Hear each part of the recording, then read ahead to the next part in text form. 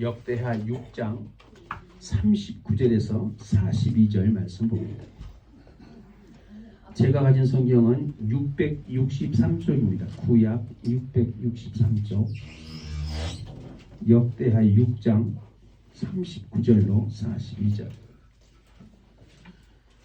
다 찾으신 걸로 알고 함께 통독합니다. 시작. 주는 계신 곳 하늘에서 그들의 기도와 간구를 들으시고 그들의 일을 돌보시며 주께 범죄한 주의 백성을 용서하옵소서. 나의 하나님이여, 이제 이곳에서 하는 기도에 눈을 드시고 귀를 기울이소서. 여호와 하나님이여, 일어나 들어가사 주의 능력의 교와 함께 주의 평안한 처소에 계시옵소서. 여호와 하나님이여, 원하건대 주의 제사장들에게 구원을 입게 하시고 또 주의 성도들에게 은혜를 기뻐하게 하옵소서. 여호와 하나님이여, 주의 기름 부음 받은 자에게서 주의 얼굴을 돌리지 마옵시고 주의 종 다윗에게 베푸신 은총을 기억하옵소서 하였더라. 아멘. 하나님의 관심이라는 제목으로 오늘 함께 은혜 나누기를 원합니다. 어떤 사람이 네 사람을 자기 집으로 초대했답니다. 세 명이 먼저 와서 인사를 하고 재밌게 반갑게 이렇게 인사를 합니다. 우리도 인사합시다. 참 잘 오셨습니다. 네, 감사합니다. 예, 그렇게 이제 인사를 이렇게 나누고 있는 도중에 전화벨이 딱 울렸어요. 그래서 주인이니까 주인이 전화를 받았겠죠. 주인이 전화를 받아서 한 친구가 이제 뭐 이렇게 해서 이제 못 온다고 그렇게 전화를 했어요. 그래서 주인이 먼저 온 새 친구한테 그렇게 얘기를 했습니다. 한 친구가 아직 안 온 친구가 사정이 생겨서 못 온다네. 그렇게 얘기를 하고 집 주인이 전화를 끊으면서 그렇게 한마디 했습니다. 꼭 와야 되는 친구인데 못 온다네. 이 소리를 들은 세 명이 먼저 온 친구 중에 한 사람이 화를 내면서 말했습니다. 그럼 올 친구가 아니었다. 나는 올 친구가 아니었단 말이야. 그러면서 화를 내고 가버렸어요. 지금 그 친구가 이제 나가는 것을 보고 이제 그런 의도가 아니었는데 너무 이제 낙담을 해서 집주인이 또 그렇게 중얼거립니다. 나 혼자 가지 말아야 할 사람이 또 가버렸네. 그러니까 가지 말아야 할 사람이 또 가버렸네. 그러니까 이제 두 명이 또 남아 있는데 그 중에 한 사람이 또 그렇게 말한 거예요. 아니 그럼 내가 가야 될 사람이란 말이야? 그러면서 이제 그 사람이 승질을 내고 또 가버렸어요. 현관문을 탁 닫아버리고 나가는데 집주인이 너무 황당한 거예요. 나는 그런 의도가 전혀 아닌데, 야 이 친구야, 너 보고 한 말이 아니잖아. 그러니까 한 사람이 남아 있는데 그럼 나보고 한 말이란 말이야? 그러면서 그 친구도 그냥 화를 내면서 가버렸어요.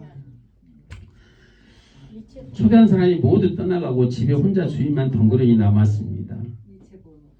무심코 우리가 뱉었던 그 말, 그런 의도가 아니었는데 어떠한 상황 속에서 내가 했던 그 말이 내 의도와는 전혀 다르게 그렇게 해석될 수가 있습니다. 말은 한번 밖으로 나오면 주워 담을 수가 없는 겁니다. 그래서 말씀어는 돼지머리 해자에 두 이자, 입구자가 합쳐져서 말씀원이 됩니다. 그래서 말을 할 때는 머리에서 두 번은 생각해보고 뱉어라. 이제 그런 의미로 말씀원을 만들었다고 합니다. 그 말을 생각할 때 저는 옛날에 그 아버지한테 무릎 꿇고 배웠던 말이 있습니다. 강태공에 대한 말인데 복수불반분이라는 그 강태공이 했던 얘기인데 원래 강태공의 이름은 여상입니다. 강여상. 그런데 이제 그가 그 골륜산이라는 그 산에서 돌을 닦고 내려와서 자기를 맞아줄 만한 그 재상들을 찾기 위해서 시간을 기다리면서 낚시를 집 앞에 강가에서 낚시를 좋아했어요. 근데 고기를 잡으려고 그 사람은 낚시를 한 것이 아니고 설에 의하면 그 낚시에는 그냥 낚시 바늘이 일자로 바늘같이 그냥 꽂혀 있답니다. 그러니까 고기가 물수가 없는 거죠. 시간을 기다리기 위해서 그는 낚시를 하고 있었어요. 그런데 그 강태공의 부인이 마씨인데 그 마씨가 너무 이 사람은 책만 보고 낚시만 하고 그러니까 집안 살림이 너무너무 힘든 거예요. 그래서 도망가 버렸어요. 그래도 그는 이렇게 쿨하지 아니하고 책 보고 낚시하고 하는 것을 끝까지 기다렸습니다. 그 강태공의 그 모든 것들을 다 아는 옆에 있는 주나라 재상이 주나라의 문왕, 그러니까 주나라의 그 왕 문왕이 그 강태공의 그 실력을 알고 강태공을 등극을 시킵니다. 그래서 그 강태공이 그 주나라의 문왕의 스승이 되어서 모든 상황, 그러니까 우리나라 같으면 그 대통령 비서실장 정도 되겠죠. 그렇게 해서 그 나라를 다스리는 모든 것들을 강태공이 조언을 하는 그러한 상황 속에서 막 이렇게 주나라가 왕성해져 갑니다. 그 주나라의 문왕이 죽고 주나라의 그 문왕의 아들 주나라의 문왕 그 아들이 은나라를 멸망시키고 주나라가 지금 이제 형성이 되는, 그러니까 은나라가 문왕이 주나라를 멸망시키고 은나라를 이렇게 세웠는데 그 은나라를 세운 그 공로로 인해서 강태공이가 이제 대나라의 재상이 됩니다. 그래서 이제 한 조그만 이제 우리 성경에 나오면은 헤롯이 분봉왕이잖아요. 그래서 로마의 분봉왕처럼 이렇게 재상이 되는 거예요. 조그만 나라에. 그 소식을 들은 이제 마씨 부인이 와서 강태공에게 다시 내가 각시가 되겠다. 나를 아내로 받아주어라. 그러니까 강태공이가 물 한 잔을 가져서 땅에다 부어버립니다. 그래서 이 물을 다시 주워 담을 수 있으면 내가 너를 맞아들이겠다. 황당하죠. 그럼 어떻게 담겠습니까? 이제 그때 나온 말이 복수불반분이에요. 한 번 쏟아버린 물은 다시 담을 수 없다라는 뜻이에요. 그러니까 그 물을 다시 담을 수 없듯이 우리 입 밖으로 나가는 그 말도 다시 주워 담을 수가 없는 것입니다. 사랑하는 성도 여러분, 오늘 우리는 역대하 6장 39절에서 42절의 말씀을 통해서 우리의 의도와 하나님의 뜻, 하나님의 의도가 어떻게 다른 의미를 지니고 있으며 어떤 의미로 오늘 솔로몬은 이러한 기도를 했는지를 살펴보기를 원합니다.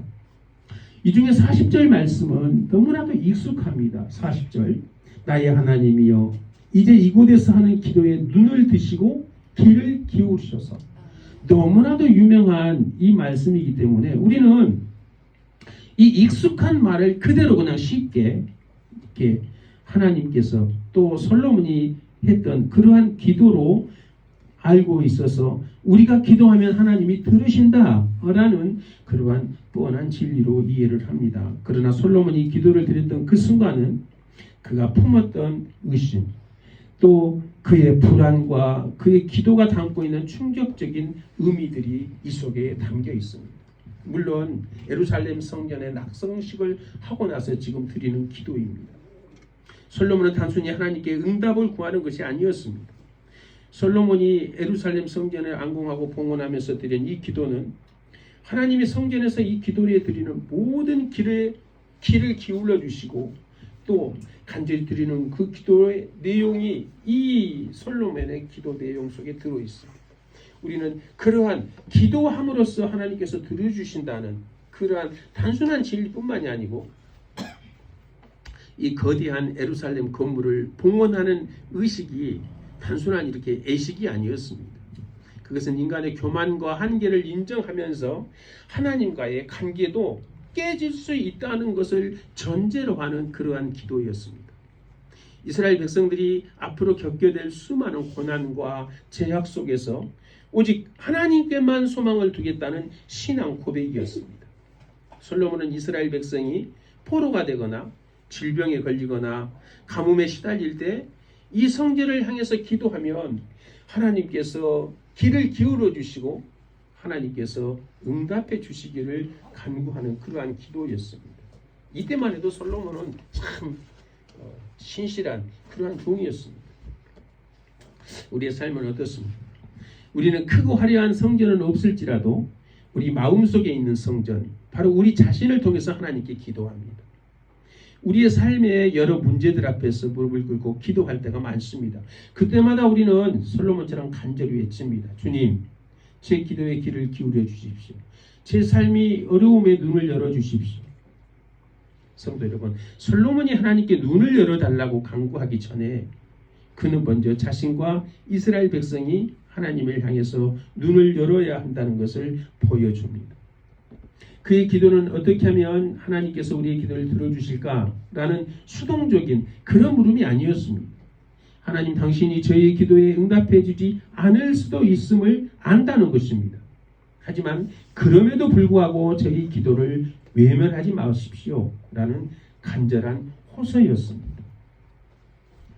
솔로몬은 수많은 금과 은 그리고 값비싼 보석으로 성전을 지었습니다. 인간의 눈에 보이는 가장 완벽하고 화려한 건축물을 하나님께 바쳤습니다. 여러분, 입당 예배하고 헌당 예배는 다릅니다. 우리의 모든 것을 하나님께 드리는 것은 건물에 대한 것이 인간의 것이 하나도 없는 상태에서 하나님께 온전히 드리는 것을 헌당이라고 합니다. 우리의 기도, 우리의 예배당, 우리의 성전, 이것은 건물로 또 이렇게 세상에 눈에 보이는 그러한 것을 얘기하는 것이 아닙니다. 오늘 신약에 사는 우리는 우리의 마음의 건물, 우리 마음속에 있는 그러한 건물을 우리는 하나님께 드리게 되는 것입니다. 그래서 우리의 마음은 온전히 하나님께 열려 있어야 되는 것입니다.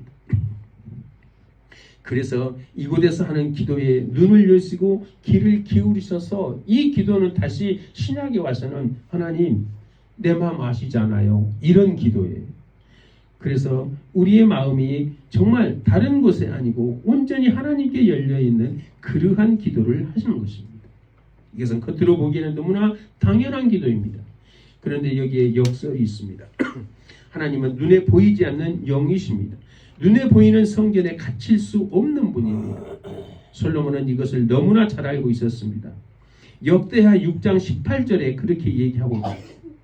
하나님이 참으로 사람과 함께 땅에 계시리까? 하늘과 하늘들의 하늘이라도 주를 용납하지 못하겠거든 하물며 내가 건축한 이 성전이오리까? 라고 고백했습니다. 솔로몬의 기도는 결국 주님, 저희가 최선을 다해 주님을 위해 아름다운 건물을 지었지만 주님은 이 건물에 갇히지 않으신다는 분을 압니다. 그러나 이 마음이 저희가 주님을 향해서 마음을 모으는 상징이 되게 해주세요. 저희의 마음은 연약하여 무언가 보이는 것을 통해서 의지하고 싶어합니다. 하나님, 그 마음을 알아주십시오. 그런 의도입니다. 부디 저희의 마음, 저희의 이러한 한계의 긍휼을 여기시어서 이 성전을 향해서 기도하는 저희의 마음을 받아주십시오 라는 깊은 탄식이 이 기도 속에 있습니다. 우리의 삶도 마찬가지입니다. 우리는 종종 눈에 보이는 업적, 눈에 보이는 성공, 눈에 보이는 봉사를 통해서 하나님께 나아갑니다. 하지만 하나님은 그 업적 자체가 아니라 그것을 통해 하나님을 향하고자 하는 우리의 연약한 중심을 보십니다. 하나님은 우리의 완벽한 행위가 아닌 우리의 불완전한 마음을 긍휼히 여기시는 귀 기울이시는 분입니다. 우리의 마음을 아시고 우리의 마음 안에 눈을 트시는 분이십니다.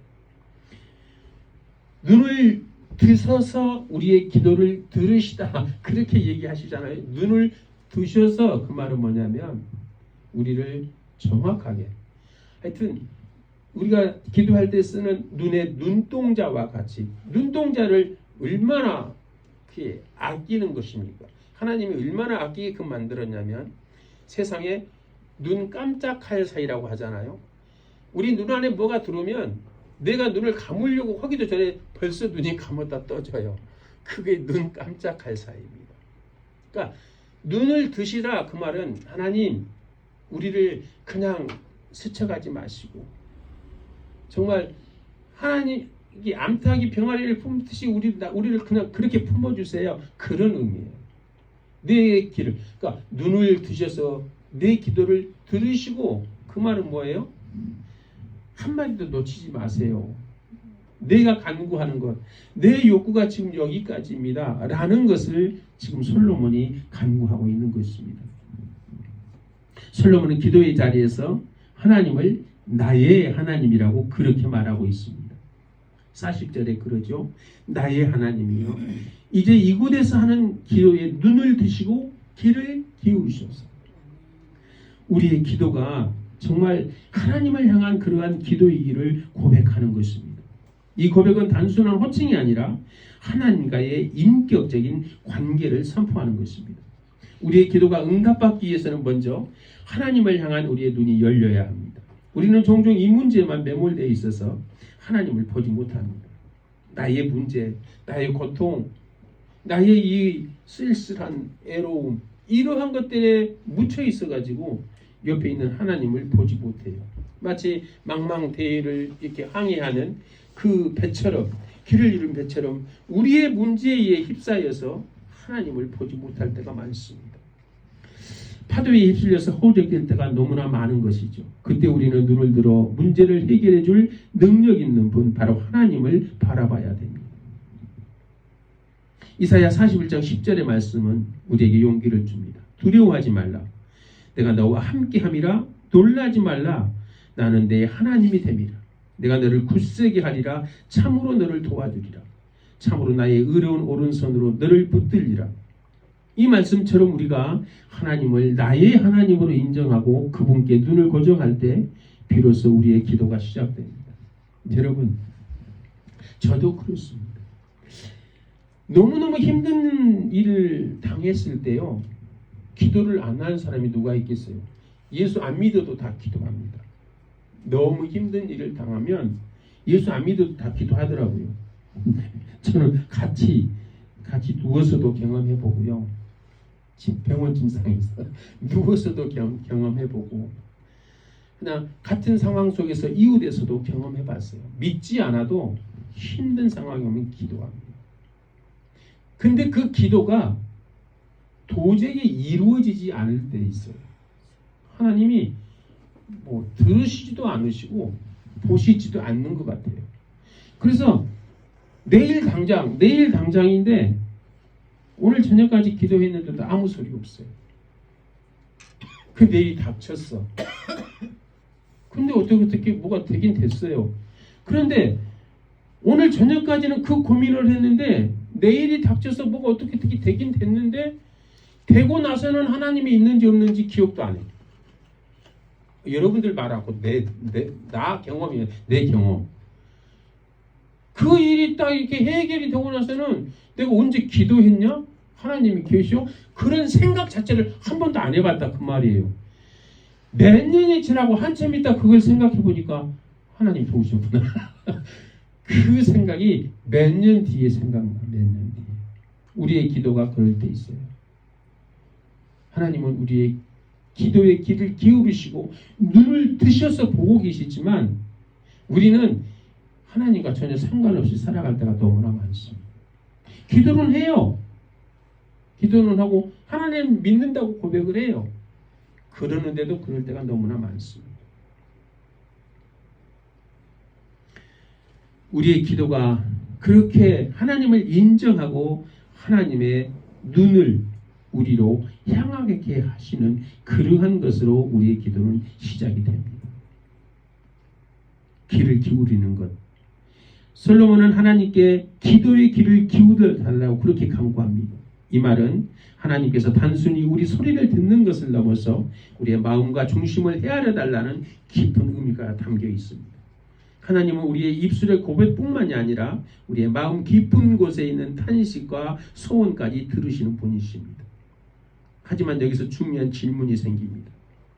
우리는 정말 하나님께 귀를 기울이고 있는가?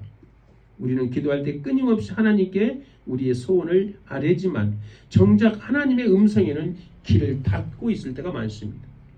기도는 일방통행이 아니라 하나님과 소통하는 양방향 대화입니다. 우리가 기도할 때 잠시 멈추고 하나님의 음성을 들으려는 노력도 필요합니다. 하나님의 음성은 때로는 말씀으로, 때로는 주위 사람들의 조언으로, 때로는 마음속에 평안함으로 다가옵니다. 우리가 하나님의 뜻에 귀를 기울일 때 우리는 우리의 기도 제목이 하나님의 뜻과 일치하는지 점검할 수가 있습니다. 하나님의 뜻이 무엇인지, 내가 원하는, 내가 지금 하고 있는 이 기도가 하나님의 뜻에 합당한 것인지는 우리가 기도하면서도 다시 한번 하나님의 뜻을 구하는 기도에 응답해야 된다는 것입니다. 기도에 또 다른 조건이 있습니다.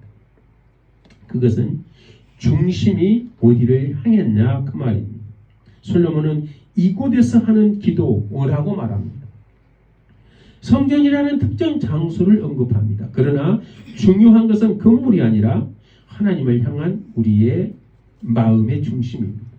이제 솔로몬이 했던 이 기도는 신약 예수 그리스도가 이 땅에 오신 이후의 건물은 우리가 성전입니다. 우리의 마음 중심이 어디를 향해 있느냐, 그렇게 우리는 생각해야 되는 것입니다. 요한복음 4장 23절과 24절에는 이렇게 말합니다. 사마리아 여인에게 한 말씀입니다. 아버지께서 참되게 예배하는 자들은 영과 진리로 예배할 때가 오나니 곧 이때라. 아버지께서는 자기에게 이렇게 예배하는 자들을 찾으시느니라. 하나님은 영이시니 예배하는 자가 영과 진리로 예배할지니라. 이렇게 말합니다. 우리는 우리의 심령이 정말 어디를 향해 있고 우리의 심령이 어디가 중심인가를 알아야 된다는 사실입니다. 이제 우리는 성전이라는 특정 장소에 얽매이지 않고 언제 어디서든지 하나님께 기도할 수 있습니다.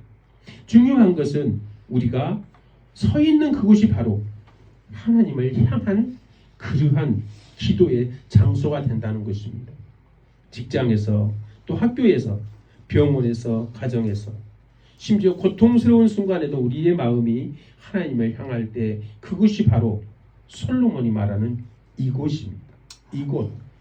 그래서 우리가 삶의 어떠한 순간에도 하나님을 향한 중심을 잃지 않고 기도할 때 하나님은 우리의 기도에 귀를 기울이시고 눈을 여실 것입니다. 왜냐하면 하나님은 건물이 아니라 우리의 마음을 보시기 때문입니다. 사랑하는 성도 여러분, 솔로몬은 이스라엘 백성의 모든 미래를 하나님께 맡기며 기도했습니다. 그의 기도는 과거의 영광에 안주하는 기도가 아니라 미래의 어려움을 대비하는 기적이었습니다. 우리도 솔로몬처럼 기도해야 합니다. 우리의 삶의 모든 순간을 하나님께 맡겨야 합니다.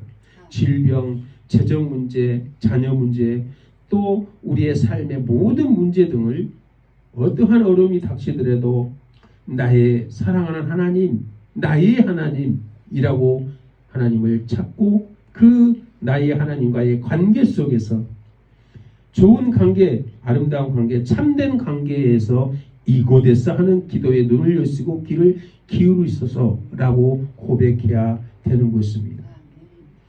하나님은 우리의 기도를 듣지 않으신 적이 없으십니다. 단지 우리가 문제를 향해 눈을 고정하고 세상의 소리에 귀를 기울이며 우리의 중심이 하나님이 아닌 다른 곳에 있었을 뿐입니다. 이제 다시 하나님을 향해 눈을 열고 하나님의 음성에 귀를 기울이며 모든 삶, 모든 곳에서 우리의 중심을 다해 기도해야 됩니다.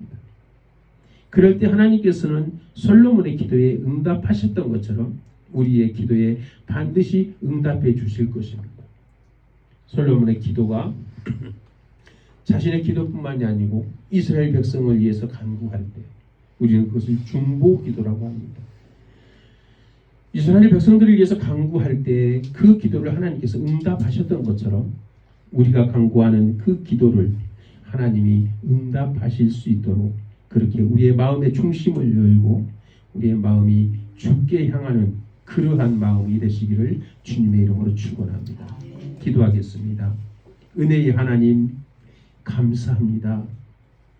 오늘 역대하 6장 39절로 42절을 통해서 저희의 기도를 들으시는 주님의 사랑을 다시 한번 깨닫게 하시니 감사합니다. 저희가 삶의 문제에만 매몰되어 주님을 보지 못했던 저희의 눈을 열어주시고 세상의 소리에만 귀를 기울였던 저희의 귀를 열어주옵소서. 이제 저희의 중심이 오직 주님을 향하게 하시고 어떤 상황 속에서도 주님께 기도하며 나갈 수 있는 믿음을 주시옵소서. 모든 것을 감사드리며 우리 주 예수 그리스도의 이름으로 기도드리옵나이다. 아멘. 감사합니다. 찬송가 50장 부르시면서 드려진 예는 주님께 드리겠습니다. 찬송가 50장.